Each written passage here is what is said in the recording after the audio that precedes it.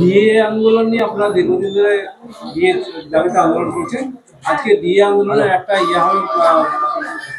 হবে মনে করা হয়েছিল, কিন্তু সেটা না হয়ে সপ্তম পে কমিশন গঠন করা হয়। আপনার প্রতিক্রিয়া? আমাদের লড়াইটা শুধুমাত্র ডিএ কেন্দ্রিক কিন্তু ছিল না।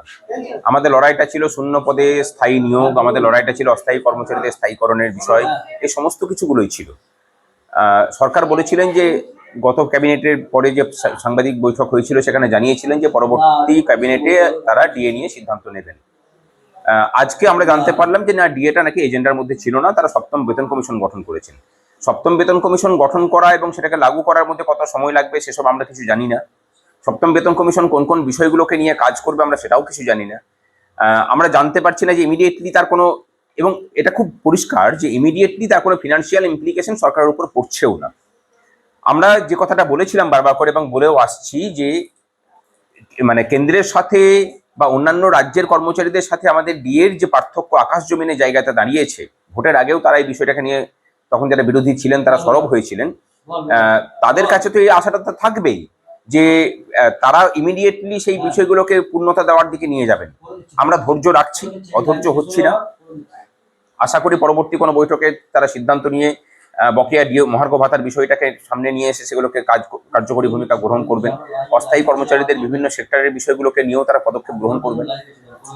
আমরা সরকারের সাথে কোঅপারেশনই আছি, কিন্তু তার আগে আমরা যেটা চাই যে সরকার কিভাবে কাজ করতে চাইছে কর্মচারী হিতে এবং রাজ্যের অন্যান্য বিষয়গুলোকে নিয়ে, সেই নিয়ে আমাদের সাথে বৈঠকে বসুক, আলোচনা হোক, খোলামেলা আলোচনা হোক। আমরা যেন জানতে পারি যে সরকার কিভাবে ভাবছে। পূর্বতন সরকারের মতো কর্মচারীদের জন্য দরজা বন্ধ করে দেওয়ার রাস্তা যেন না হয়। আর দ্বিতীয় বিষয় হচ্ছে যে আর্থিক অসঙ্গতি যে সরকারের নেই, সেটা কিন্তু অন্নপূর্ণা ভাণ্ডারকে লক্ষ্মী ভাণ্ডারের উপভোক্তাদের সবার জন্য মানে বিস্তৃত করার মধ্যে দিয়েই পরিষ্কার করে দিয়েছে সরকার। সুতরাং আর্থিক অসঙ্গতির কথাটা আমার মনে হয় না ধোপে টিকবে বলে, সেটা তারাই নিজেরাই খণ্ডন করছেন নিজেদের কর্ম দিয়ে। সুতরাং সেখানে যখন নেই তখন পূর্বতন সরকারের মতো অসদিচ্ছা না দেখিয়ে সদিচ্ছা দেখিয়ে ডিএ ইস্যু ইমিডিয়েটলি সমাধান করুন। হ্যাঁ, সেটা তো একটা ব্যাপার ছিল যে গত সরকার অন্তর্বর্তী বাজেটে 4% মহার্ঘ ভাতার কথা ঘোষণা করে গিয়েছিলেন এবং 1 এপ্রিল থেকে সেটা দেওয়ার কথা বলেছিলেন। গত সরকার সেটা ঘোষণা করেনি, নোটিফিকেশন বের করেনি। এই সরকার অন্তত সেটাও করতে পারতো যে সেই নোটিফিকেশনটাকেও মানে বের করিয়ে দিতে পারতো। একটু হলেও দিনের শেষে বলতে পারেন যে হতাশ, কারণ সপ্তম বেতন কমিশন কোন কোন পেরিফেরি নিয়ে কাজ করবে এটা কিন্তু আমাদের কাছেও এখনো পর্যন্ত পরিষ্কার তারা করেননি।